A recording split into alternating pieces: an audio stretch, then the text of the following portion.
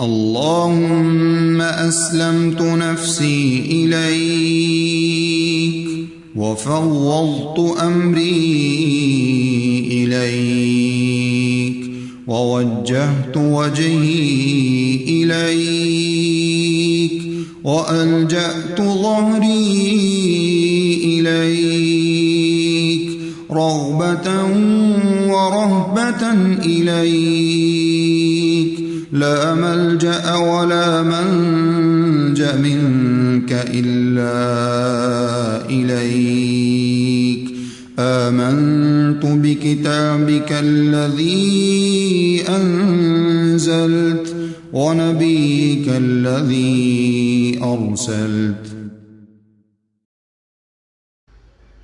دعا کا ترجمہ اور اہمیت۔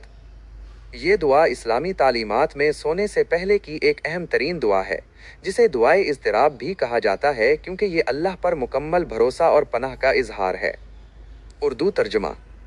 اے اللہ، میں نے اپنی جان تیرے سپرد کی اور اپنا معاملہ تجھے سونپا اور خود کو تیری طرف متوجہ کیا اور اپنی پشت تیری پناہ میں دی، تجھ سے امید اور تیرے خوف کے ساتھ۔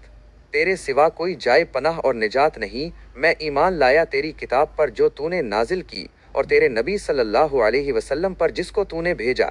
اہمیت اور فضیلت۔ ذات الذوہی پر مکمل توکل۔ اس دعا میں بندہ اپنے آپ کو یعنی اپنی جان، روح اور زندگی کے تمام معاملات سونے سے پہلے مکمل طور پر اللہ کے سپرد کر دیتا ہے، یہ مانتے ہوئے کہ وہ مکمل طور پر اللہ کی پناہ میں ہے۔ ایمان کا اظہار۔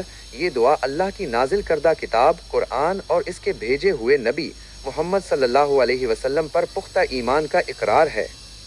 بستر پر موت کی صورت میں حضرت محمد صلی اللہ علیہ وسلم نے فرمایا کہ جو شخص یہ کلمات پڑھ کر سوئے اور اسی رات اس کی وفات ہو جائے تو وہ فطرت یعنی اسلام کی اصلی حالت پر وفات پائے گا۔ صحیح البخاری 6313۔ کیا آپ